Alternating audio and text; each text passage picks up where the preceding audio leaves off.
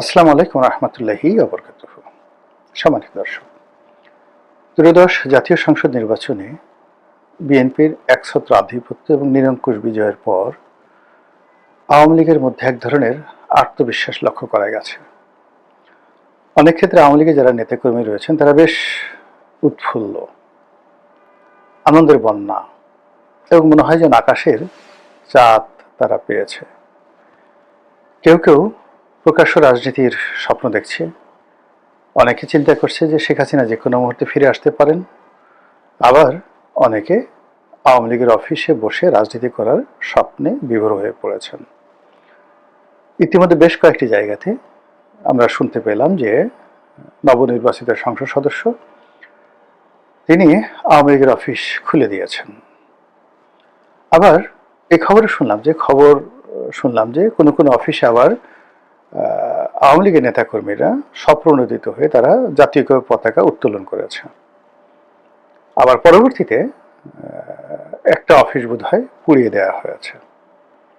তো এখানে দেখুন যে নির্বাচনের সময় নিঃসন্দেহে এমন কিছু ঘটনা ঘটেছে আওয়ামী লীগের মধ্যে এবং বিএনপির মধ্যে, যার কারণে বিএনপির নেতাকর্মীরা বিপুল সংখ্যক আওয়ামী লীগের ভোটারদের ভোট তারা লাভ করেছে এবং প্রায় সব নির্বাচনী এলাকাতে যারা বিএনপির প্রার্থী ছিলেন তারা আওয়ামী লীগ ভোটার, আওয়ামী লীগের রাজনীতি থেকে শুরু করে আওয়ামী লীগ ব্যাপারে বড় বড় ইতিবাচক কথা বলেছেন।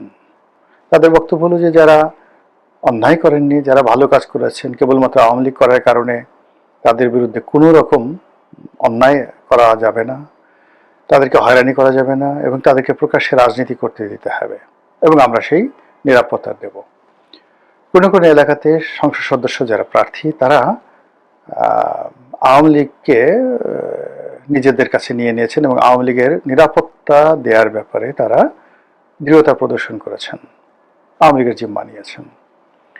এবং আরো অবাক করার ব্যাপার হলো কিছু কিছু এলাকাতে নির্বাচনের পর আওয়ামী লীগের নেতাকর্মী সেই বিএনপির এক শ্রেণীর নেতাকর্মীর সঙ্গে একত্র হয়ে, বিএনপির মধ্যে যে গ্রুপ থাকে, দুটো গ্রুপ থাকে, তো একটা গ্রুপ আওয়ামী লীগের লোকের সাথে একত্র হয়ে তারা বিএনপির প্রতিপক্ষকে আচ্ছা মতো ঠ্যাঙ্গানি দিচ্ছে এবং সেই ঠ্যাঙ্গানিতে বিএনপির যারা লোকজন তারা কান্নাকাটি করে রীতিমতো অস্থির এবং তারা এখন না পারছে বলতে, না পারছে সহ্য করতে। এই কারণ হলো আওয়ামী লীগ টাকা মারেনি, বিএনপির যারা লোকজন আছে তারা আওয়ামী লীগের সাহায্য নিয়ে তাদের প্রতিপক্ষকে আচ্ছা মতো পিটুনি দিয়েছে। এটা যেখানে আওয়ামী লীগের বিদ্রোহী প্রার্থী হয়েছিল, না বিএনপির বিদ্রোহী প্রার্থী হয়েছিল, তো সেক্ষেত্রে বিদ্রোহী প্রার্থী যদি বিজয়ী হয়ে থাকে তাহলে ধানের শীর্ষের প্রার্থীর সমর্থকদেরকে মার দিচ্ছে, আর ধানের শীর্ষের প্রার্থী যদি বিজয়ী হয়ে থাকে তাহলে বিদ্রোহী প্রার্থীর যারা লোকজন রয়েছে তাদেরকে মারধর করছে। এবারে যারা বিএনপি জোটের শরিক দল হিসেবে বিজয়ী হয়ে এসেছেন, তো এই বিজয়ীরা তাদের নিজেদের দল, তারপরে ধানের শীষের যারা কমিটির যারা লোকজন তারা, আওয়ামী লীগের ভোট, সবার সাহায্য এবং সহযোগিতা নিয়েই সংসদে এসছে এবং সেই এলাকাগুলোতে এখন আইন শৃঙ্খলা রীতিমতো হুমকির মুখে। ব্যাপক সংঘর্ষ হচ্ছে বিভিন্ন জায়গাতে এবং এটি বাড়তে থাকবে। তো এই যে একটি অবস্থা, সেই অবস্থায় নিঃসন্দেহে আওয়ামী লীগের যারা লোকজন রয়েছে তারা খুশি হবেন। এর কারণ হল গত 17টি মাসে তারা কোনো কাজ করতে পারেননি। অধিকান্ত ডক্টর মোহাম্মদ ইউনূসের যে জমানা, এটাকে মানে ওই যে পঙ্কজ উদাসের মতো নিকলো না নিকাপ জামানা খারাপ হ্যায়, তো তারা বলতে গেলে অনেকটা হিজাব পরে, আওয়ামী লীগের লোকজন অনেকটা হিজাব পরে সমাজে চলাফেরা করতেন আর কোনো অবস্থাতে সেই হিজাব বা নেকাব তারা খুলতেন না। এর কারণ হলো জমানা খুব খারাপ, ডক্টর মোহাম্মদ ইউনূসের জমানা তাদের কাছে ভীষণ রকম বিষদায়ক ছিল।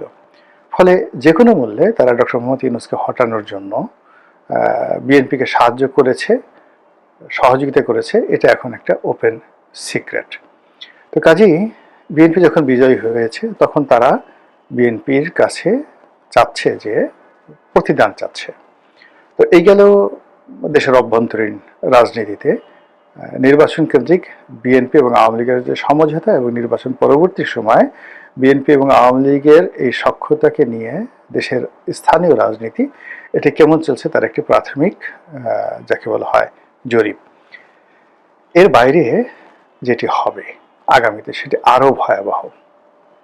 ভয়াবহ হলো যে সকল আসনে জামাত জয়লাভ করেছে সে সকল আসনে জামাতের সঙ্গে আওয়ামী লীগের লোকের সখ্যতা হবে। এই কারণ হলো বিএনপি যে কাজগুলো তারা করছে সেটা সেই কাজগুলো হলো চাঁদাবাজি, মাস্তানি, রাহাজানি। তো এগুলো করে পুরো সমাজের যে নিয়ন্ত্রণ তাদের হাতে। আর যেহেতু তারা টাকা পয়সা কালেকশন করছে, থানা পুলিশের যে সকল দুর্বৃত্ত রয়েছে, যে সকল বাজে লোক রয়েছে, তাদের সঙ্গে এই ধরনের চাঁদাবাজদের একটা ভালো সম্পর্ক থাকে, ভাগাভাগি, বিচার সালিশ সবকিছু। তো সেক্ষেত্রে যিনি জামাতের সংসদ সদস্য তিনি তার নেতাকর্মীদেরকে নিয়ে বিএনপির যে চলমান যে দখল বাণিজ্য, চাঁদাবাজি, মাস্তানি এগুলোর বিরুদ্ধে তিনি কিছুই করতে পারবেন না। তো সেই ক্ষেত্রে যারা একটু স্মার্ট, চালাক, তারা করবেন কি, প্রশাসনের সাহায্য এবং সহযোগিতা নিয়ে ব্যাপক মাত্রায় আওয়ামী লীগ নেতাকর্মীদেরকে পুনর্বাসিত করার চেষ্টা করবেন। এবং আওয়ামী লীগ যদি সেই এলাকাতে ফিরে আসে এবং জামাতের নেতাকর্মীদের সঙ্গে যদি আওয়ামী লীগ একত্র হয়, তার সঙ্গে যদি জামাতের এমপি সাহেব থাকেন, তো সেখানে জামাত এবং আওয়ামী লীগ খুব দ্রুত জনপ্রিয় হয়ে উঠবে। এবং তারা কি করবে, বিভিন্ন জায়গাতে স্টায়ারিং কমিটি করবে, চাঁদাবাজ প্রতিরোধ স্টায়ারিং কমিটি, তারপর দুর্নীতি প্রতিরোধ স্টায়ারিং কমিটি, শান্তি শৃঙ্খলা রক্ষাকারী স্টায়ারিং কমিটি। এবং এই কমিটির সঙ্গে মুসল্লিরা থাকবে, ইমামরা থাকবে, শিক্ষকরা থাকবে, আওয়ামী লীগের নেতাকর্মীরা থাকবে, এবং ভালো ভালো আওয়ামী লীগের বদমাশগুলো নয়, ভালো ভালো নেতাকর্মীরা থাকবে এবং জামাতের লোকজন থাকবে।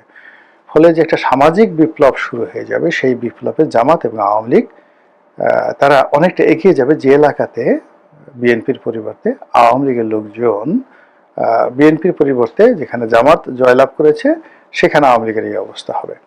তো কাজে আগামীতে যে সংসদের ভিতরে রাজনীতি হচ্ছে, সংসদের বাইরের রাজনীতি হচ্ছে, পথে ঘাটে মাঠে দূতাবাসগুলোতে যা কিছু হচ্ছে, সব জায়গাতেই অনিবার্য হিসেবে আওয়ামী লীগ চলে আসবে, বিএনপির সাহায্যকারী শক্তি হিসেবে, জামাতের সাহায্যকারী শক্তি হিসেবে, কিংবা অন্যান্য যে সকল ছোট ছোট রাজনৈতিক দল যারা বিএনপির ধানের শীষ নিয়ে বা বিএনপির সমর্থন নিয়ে বা সংসদ সদস্য হয়েছে, তাদেরকেও আওয়ামী লীগের সহযোগিতা নিতে হবে এলাকায় মুভমেন্ট করার জন্য। এর কারণ হলো যে বিএনপি এখন যে সুযোগগুলো ভোগ করছে গত 17 মাসে, যেটা কন্টিনিউ আছে, এটা তারা জীবনে কোনো অবস্থাতে ছাড়বে না। এমনকি তাদের যদি জেলে যেতে হয়, তাদের বিরুদ্ধে যদি সে আবার অপারেশন ক্লিন হার্ট পরিচালিত হয়, তবু তারা এই কাজ থেকে সহজে বিরত হবে না। এর কারণ হলো এগুলো নগদ ধান্দা পানির ব্যাপার, মাল পানির ব্যাপার। এক একটি এলাকাতে, যেমন কারণ বাজার এলাকাতে শোনা কথা, ডেলি কয়েকশো কোটি টাকার, আল্লাহ মাফ করুক, আমি 1 কোটি টাকাও একসাথে দেখিনি কখনো। তো কয়েকশো কোটি টাকা, এখানে একটা জিনিস বলে রাখা ভালো, আমি কিন্তু মানে 1 কোটি টাকা একসাথে দেখিনি, মানে ব্যাংক থেকে উঠে 1 কোটি টাকা একত্রে রেখে আমার হয়নি, ট্রানজাকশন হয়েছে, বহু ট্রানজাকশন হয়েছে। হয়তো আমার সহায় সম্পত্তি বিক্রি করলে বা একত্রে করলে কয়েক শত কোটি টাকা হবে। আল্লাহ আমাকে সেই এমপি হওয়ার অনেক আগে, আজ থেকে 25 বছর আগে, সেই 100 কোটি টাকার মালিক করেছেন। তো মানে আমি বললাম এই অর্থে যে মানে একত্রে সেই টাকাগুলো টেবিলে রেখে গোনা, জমা করা, এটা আমার জীবনে কখনো হয়নি। আসছে, খরচ করেছি, ইনভেস্ট করেছি, সেভাবে চলেছে। এনিওয়ে, তো যেটা বললাম যে যারা দুর্নীতি করে, তো তাদের কাছে তো অনেকের এই দুর্নীতির টাকা রাখার জন্য বড় বড় সিন্দুক থাকে। 1 কোটি টাকা যদি আপনার কাছে থাকে, 1000 টাকার বান্ডেল যদি হয়, তাহলে কতগুলো বান্ডেল লাগে? 100টা বান্ডেল লাগে 1 কোটি। যদি 100 কোটি হয় তাহলে কতগুলো বান্ডেল লাগে, কতগুলো ট্রাঙ্ক লাগে, কতগুলো যাকে বলা সিন্দুক লাগে। এবং এই ধরনের মানে 100 কোটি টাকা কারণ বাজার থেকে যদি কেউ বহন করে নিতে হয়, তাহলে তো তার একটা রীতিমতো পিক আপ লাগবে। তো এটাই আমি বলছিলাম যে এই যে এত টাকার যে লেনদেন, এটা তো কারো ঝাড় ফুঁক কিংবা কারো ধরেন নীতি কথা, এতে কেউ বন্ধ করবে না। টাকার আনন্দ, টাকার লোভ, টাকার লালসা, টাকার মায়া, টাকার মোহ এত নির্মম, এত নিষ্ঠুর যে টাকার জন্য অনেকে দেশ বিক্রি করে, টাকার জন্য অনেকে নিজের মাকে বিক্রি করে দেয়, স্ত্রীকে বিক্রি করে দেয়, কন্যাকে বিক্রি করে দেয়, টাকার জন্য নিজের কিডনি বিক্রি করে দেয়, নিজের চোখ বিক্রি করে দেয়, হার্টের বাল্ব বিক্রি করে দেয়। এই হলো টাকা। তো কাজেই সেই টাকা যারা শত শত কোটি টাকা চাঁদাবাজি করছে, তারা কোরআনের কোনো আয়াত দ্বারা বা হাদিসের কোনো যাকে বলা হয় নির্দেশনা দ্বারা এগুলো বন্ধ করে দেবেন, এটা হয় না। ফলে এদের বিরুদ্ধে একটা দুর্বার আন্দোলন গড়ে তুলবে যারা চাঁদাবাজ বিরোধী লোকজন, বিশেষ করে জামাতের যারা লোকজন যারা এটা প্রচার করছে। আর এই কাজ করার জন্য তাদের ম্যান পাওয়ার লাগবে, আর সেই ম্যান পাওয়ার এখন তারা আওয়ামী লীগ থেকে নেবে।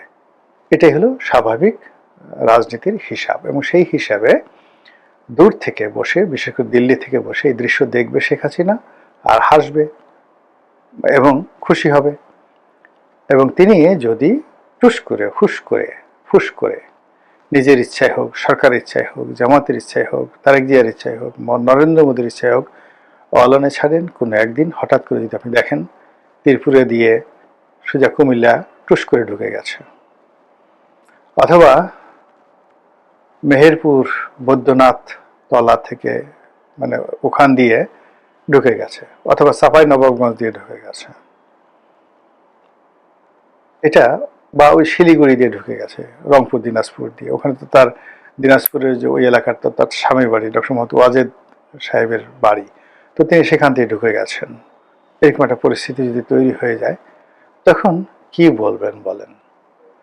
মহান আল্লাহ আমাদের সবাইকে হেদায়েত দান করুন এবং হেফাজত করুন। আসসালামু আলাইকুম ওয়া রাহমাতুল্লাহি ওয়া বারাকাতুহু।